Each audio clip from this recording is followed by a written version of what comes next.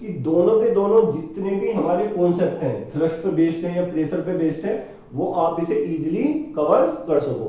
तो बात करते हैं हम थ्रस्ट की। तो थ्रस्ट क्या है? अगर थ्रस्ट को हम देखें तो thrust is a perpendicular force और नॉर्मल टू द सरफेस। ये क्या लगेगा?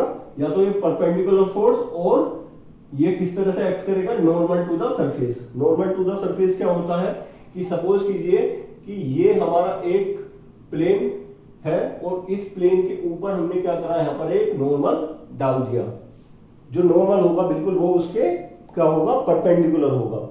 तो ये जो थ्रस्ट है it is a perpendicular force. ये क्या हमारा परपेंडिकुलर फोर्स है। और ये जो हमारा परपेंडिकुलर फोर्स है ये हमारा बहुत सारी जितनी भी हमारी डेली लाइफ की एप्लीकेशन है उसमें यूज होता है। क्लियर है तो ये फोर्स ही, ये थ्रस्ट क्या है? एक तरह से ये आपका फोर्स ही है, बट ये इसकी एक पर्टिकुलर हमने क्या बना दिया है कि ये एक पर्टिकुलर डायरेक्शन में लगेगा। और डायरेक्शन क्या है? डायरेक्शन है जो आपका सरफेस एरिया है, जो आपका सरफेस एरिया उसके परपेंडिकुलर में लगेगा। ये जैसे बोर्ड है तो अगर मैं यहां से क्या करूं कि इस मार्कर से यहां पर अगर मैं कोई भी यहां पर फोर्स लगा रहा हूं तो ये जो बोर्ड है, व्हाइट बोर्ड है, और ये जो मेरा यहां पर मार्कर है इसके परपेंडिकुलर है। तो ये परपेंडिकुलर फोर्स हमारा क्या कहलाएगा? आपका थ्रस्ट कहलाएगा। इसकी डेफिनेशन देख लेते हैं।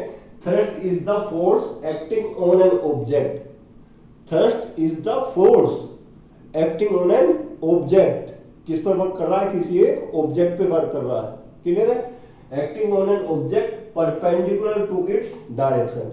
परपेंडिकुलर इट्स डायरेक्शन का क्या मतलब है कि जो भी हमारी वो सरफेस है, जैसे कि यहां पर कोई एक बच्चा खड़ा हुआ है और ये सपोज कीजिए कि ये रेत में खड़ा हुआ है, तो जैसे ही आप रेत में खड़े होते हैं तो आप क्या होते हैं, वहां पर ये पैर आपका नीचे धंस जाता है, नीचे चला जाता है। ठीक है, तो ये रेत का ये सरफेस एरिया हो गया, और जो आपका फुट है, जो आपका पैर है, वो कैसे एक्ट कर रहा है? इसके बिल्कुल परपेंडिकुलर एक्ट कर रहा है।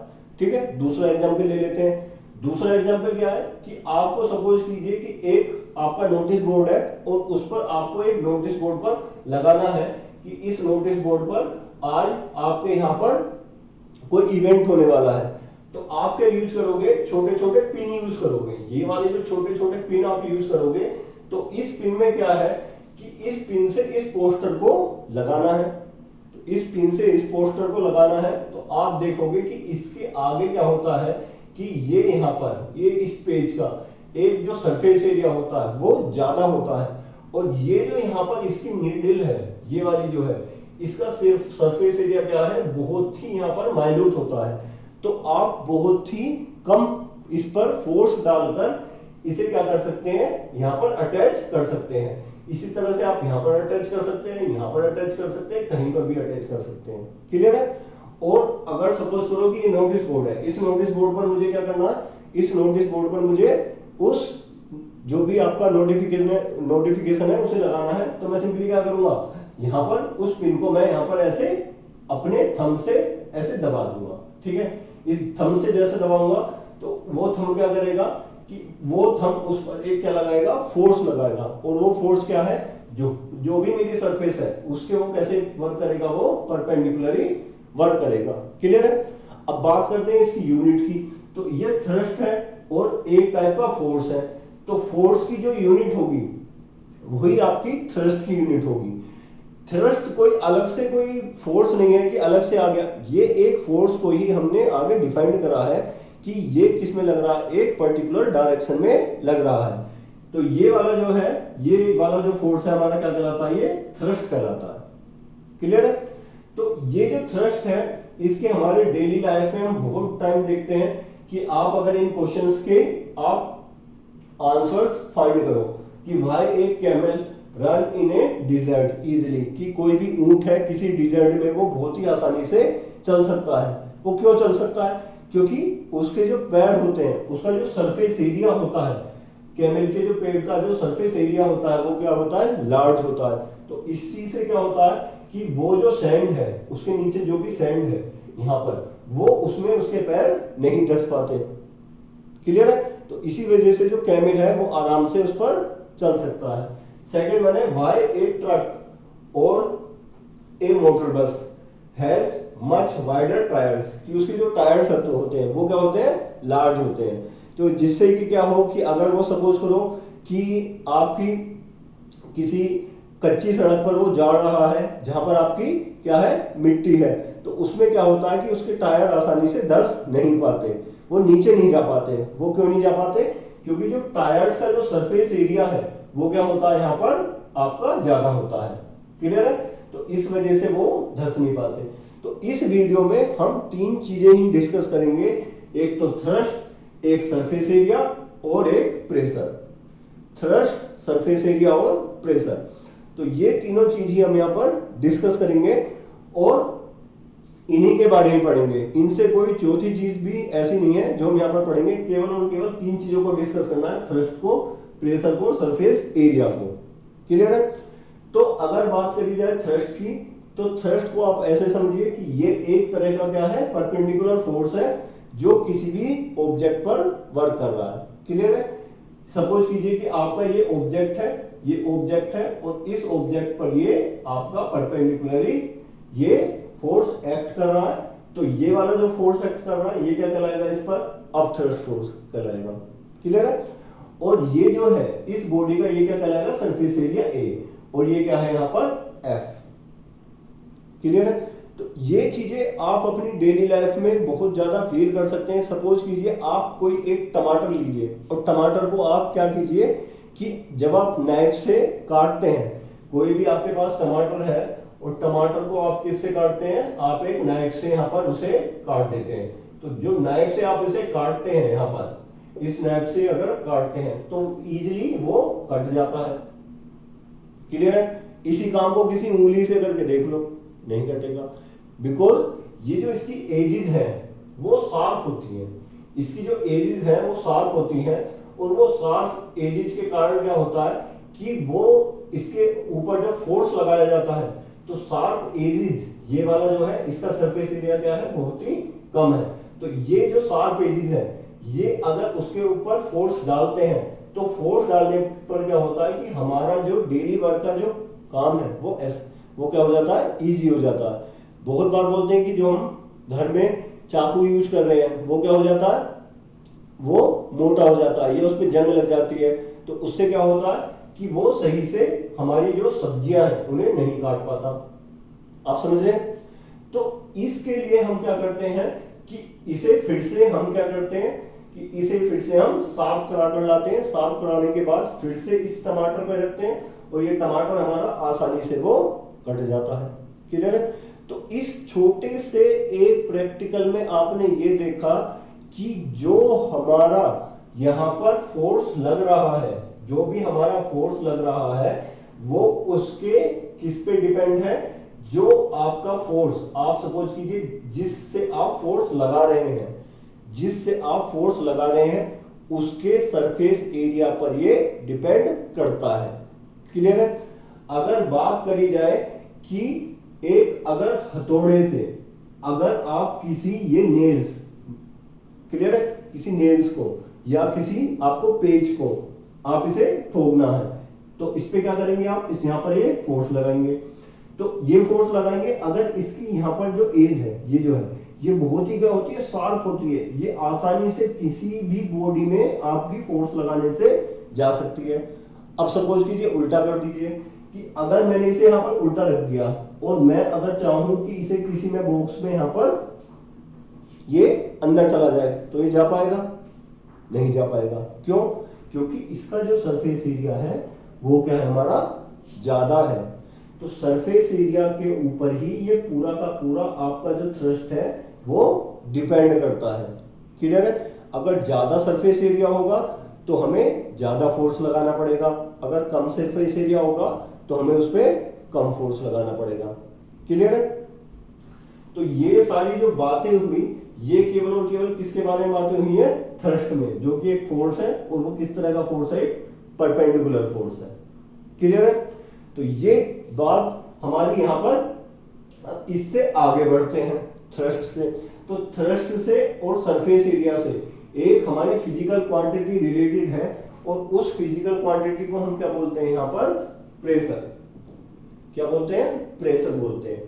तो ये जो हमारा प्रेशर है वो किस तरह से डिफाइंड होता है, ये force exerted by an object, force exerted by an object per unit area, per unit area is called pressure. अभी डेफिनेशन तो हो गई, इसमें कोई कॉन्सेप्ट भी आपको समझ में नहीं आया और इसके बारे में पता भी नहीं लगा।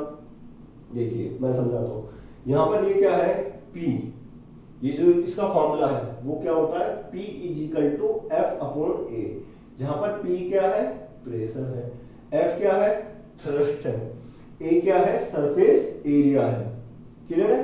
तो अगर इस सरफेस एरिया को आपने यूनिट कर दिया, 1 कर दिया, तो यूनिट अगर आपने इसे 1 कर दिया तो सिंपली क्या हो जाएगा, P इज इक्वल टू किसके इक्वल हो जाएगा, यहां पर F के इक्वल हो जाएगा। क्लियर है।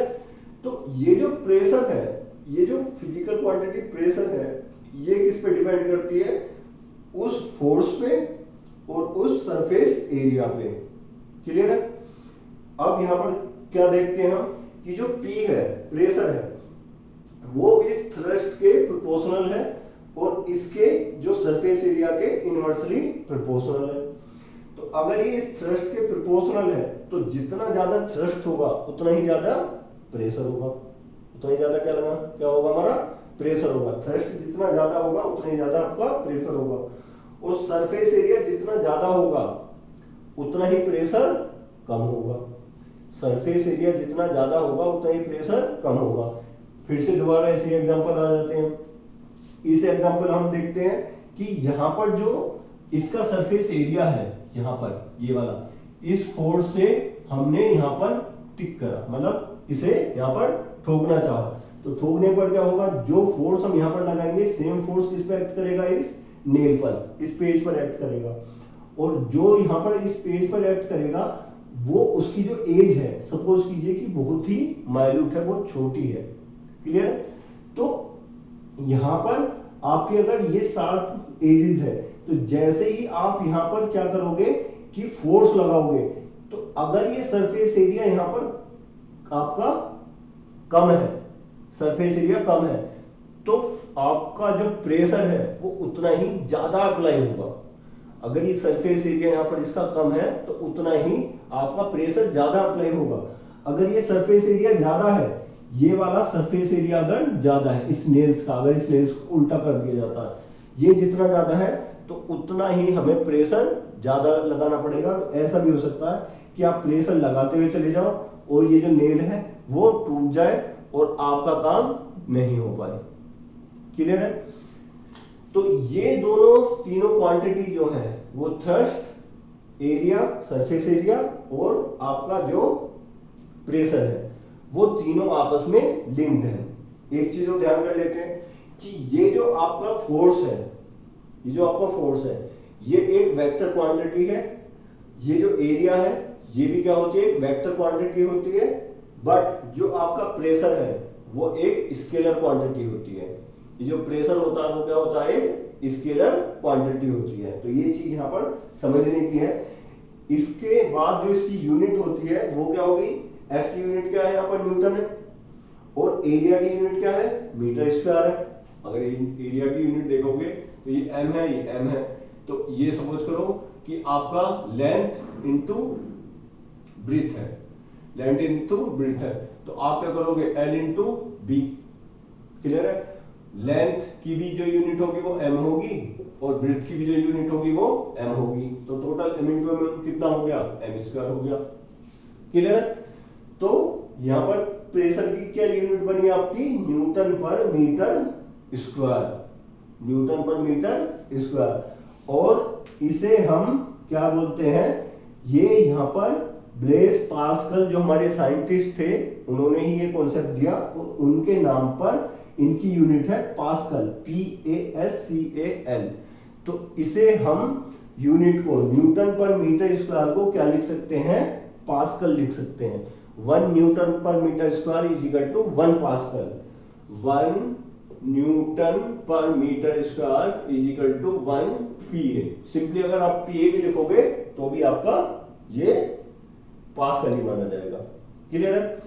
तो ये बात यहां पर होती है। अब ये जो प्रेशर है ये एक्चुअल में क्या है, ये इसका फिजिकल सिग्निफिकेंस क्या है? इसका फिजिकल सिग्निफिकेंस है how concentrated your force is, कि आपका जो फोर्स है वो उस ऑब्जेक्ट पर, उस ऑब्जेक्ट के सरफेस एरिया पर वो जो फोर्स हम लगा रहे हैं वो कितना कंसंट्रेटेड है, वो कितना कंसंट्रेटेड है। क्लियर है? तो वही चीज मुझे बताएगा यहां पर कौन? आपका प्रेशर। क्लियर है? कि आपका जो फोर्स है उस सरफेस एरिया पर कितना वो कंसंट्रेटेड है, किस तरह से एक्ट कर रहा है वो कौन बताएगा? आपका प्रेशर बताएगा। इसकी यूनिट हमने पढ़ी ली है, न्यूटन पर मीटर स्क्वायर और पास्कल पढ़ ली है। अब ये एक चीज है कि जो यहां पर प्रेशर होता है वो हमने अभी पढ़ा है कि ये 1 एरिया, मतलब एरिया के इनवर्सली प्रोपोर्शनल होता है। तो एरिया जितना ज्यादा होगा प्रेशर उतना ही कम होगा, एरिया जितना कम होगा प्रेशर उतना ही ज्यादा होगा। डेली लाइफ के आप जितने भी एग्जांपल्स देखेंगे तो उसी एग्जांपल्स में आपको मिलेगा कि अगर पहली कंडीशन ये है कि अगर यहां पर P आपका ज्यादा कब होगा? जब आपका फोर्स अपॉन एरिया जो होगा वो छोटा होगा। एरिया को मैंने देखो छोटा बना दिया, प्रेशर को बड़ा बना दिया। और दूसरा क्या है? अगर प्रेशर कब कम होगा? जब आपका फोर्स तो एज इट इज लग रहा है बट उसका जो एरिया है वो ज्यादा होगा। क्लियर है? तो ये आपको मस्ट रिमेंबर करना है कि जिस भी सरफेस का ये जो सरफेस एरिया है अगर वो ज्यादा होगा तो उस पर उतना ही आपका जो प्रेशर होगा वो क्या होगा? कम होगा, because they are inversely proportional. तो यहां पर हमने थर्स्ट पढ़ा। थर्स्ट क्या है? Thrust is a perpendicular force. Okay, thrust is the perpendicular force acting on an object perpendicular to its direction. कि ये किस तरह से एक्ट करता है? परपेंडिकुलरली एक्ट करता है। और उसके बाद डेली लाइफ में देखे कि कैमल वाला एग्जांपल देखा, ट्रक वाले एग्जांपल देखे कि इनके टायर के ब्रॉड होते हैं। और इसके बाद हमने यहाँ पर क्या पढ़ा? प्रेशर पढ़ा। और प्रेशर क्या होता है हमारा? Force exerted by an object per unit area. कि अगर इसे बंद कर दें तो ये जो प्रेशर है वो डायरेक्टली किसके प्रोपोर्शनल हो जाएगा? जी किसके बराबर हो जाएगा? ये F के बराबर हो जाएगा। तो ये तीनों की तीनों क्वांटिटी को हम क्या कर सकते हैं कि तीनों की तीनों फिजिकल क्वांटिटी को हम यहां पर मेजर कर सकते हैं, देख सकते हैं केवल फार्मूले से ही। अगर आपको कोई न्यूमेरिकल दिया गया है और उस न्यूमेरिकल में आप सीधा सीधा आप ऑब्जर्व कर सकते हैं कि अगर उसका सपोज कीजिए कि फोर्स यहां पर कितना लगा है? 100 न्यूटन। फोर्स कितना लगा है यहां पर? मैंने मान लिया फोर्स कितना लगा है यहां पर? 100 न्यूटन मान लिया। क्लियर है? और जो इसका एरिया है वो कितना मान लिया? A = 1 मीटर स्क्वायर मान लिया। तो प्रेशर कितना होगा? सिंपली P = F/A ये कितना हो जाएगा आपका? P = F/A तो 100 न्यूटन/1 मीटर स्क्वायर। तो ये आपका 100 पास्कल या 100 न्यूटन पर मीटर स्क्वायर। ये सीधा सीधा आपका क्या निकल गया? यहाँ पर प्रेशर निकल गया। क्लियर है? अगर आपको दो सरफेस दी गई है और दोनों सरफेस में आपको बोला जा रहा है कि भाई किस पर आपका फोर्स ज्यादा लगेगा और किस पर कम लगेगा, तो उस चीज को इस तरह से देख लेते हैं। उस चीज को ऐसे देख लेते हैं कि यहां पर हम क्या करते हैं, यहां पर हम क्या करते हैं, दो कंडीशन ले लेते हैं। दो कंडीशन कौन कौन सी है? जो मैंने एक उधर बनाई है कि जहां पर एक आदमी क्या कर रहा है, यहां पर एक आदमी ये इस सैंड में यहां पर ये चल रहा है तो इसका पैर यहां पर धंस जाएगा। बट यही आदमी अगर उसी सैंड में क्या करे कि अगर ये लेट जाए, सपोज करो कि ये लेटा हुआ है, ठीक है, ये आपका आदमी यहां पर लेटा हुआ है, तो इस वाली कंडीशन में क्या होगा कि इसका जो सरफेस एरिया है वो ज्यादा होगा। तो इसका अगर सरफेस एरिया ज्यादा होगा तो इस सैंड पर जो फोर्स लगेगा वो क्या लगेगा? यहां पर कम लगेगा। आप समझ रहे हैं? इसका जो सरफेस एरिया है वो ज्यादा होगा तो इस पर फोर्स क्या लगेगा? कम लगेगा। इसी के ऊपर ही जो कभी आपने टीवी में कुछ इस तरह के वीडियोस देखे होंगे कि एक यहां पर पूरी कोई बोर्ड लिया है, उस बॉडी में बहुत सारे नेल्स हैं, बहुत सारे आपने यहाँ पर क्या कर रखे हैं, ये बोल्ट लगा रखे हैं, ये कील लगा रखे हैं, ये ऊपर की तरफ है, इनकी जो नोज है वो ऊपर की तरफ है, और कोई आदमी इसके ऊपर क्या कर देते हैं, हम लिटा देते हैं। किसी आदमी को हमने लिटाया और उसके ऊपर क्या करा कि यहाँ पर एक ice slab, ice slab means यहाँ पर एक आपने बर्फ का पूरी की पूरी यहाँ पर जो आपकी बर्फ की स्लैब है वो डाली, और इस पे क्या करता है कि एक आदमी खड़ा होकर इस पे हथौड़ा मारता है, एक आदमी खड़ा होकर इस पे क्या कर रहा है, हथौड़ा मार रहा, और इस आदमी को यहाँ पर कुछ नहीं होता।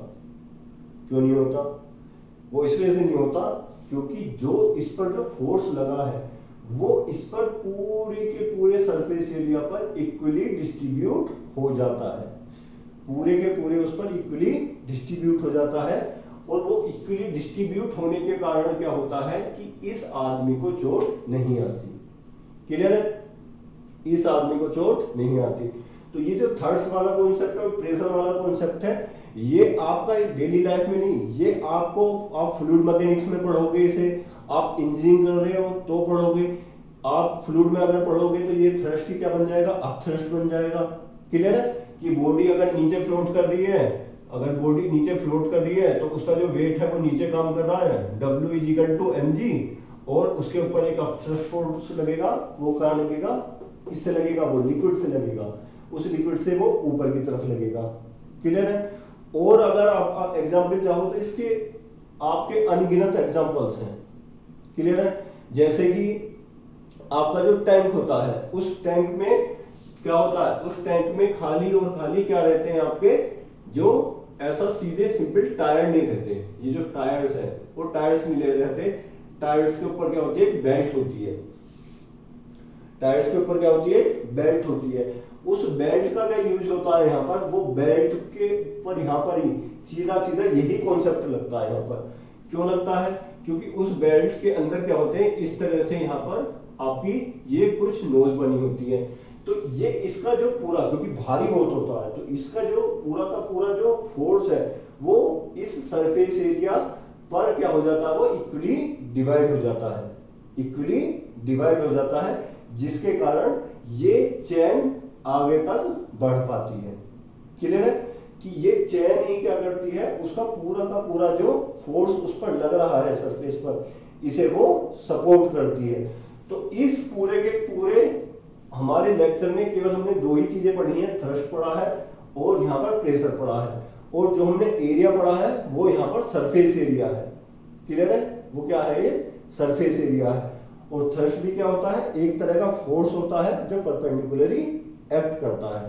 तो आई थिंक आपको यहाँ पर थ्रस्ट से और फोर्स से, ये प्रेशर से आपको काफी चीजें यहाँ पर आपके जो कॉन्सेप्ट है उन्हें आपको उसे न्यूमेरिकल प्रॉब्लम को सोल्व करने पे आपको हेल्प मिलेगी। तो आज के लिए इतना ही। नेक्स्ट वीडियो में हम पढ़ेंगे ये जो थ्रस्ट है ये हमारा किसमें, फ्लूइड मैकेनिक्स में कैसे यूज होता है। तो ये दो तीन इसमें टॉपिक बचे हैं, इन्हें हम किसमें खत्म करेंगे, अपने नेक्स्ट लेक्चर में। तो अभी के लिए thank you very much, thank you very much for listening, thank you.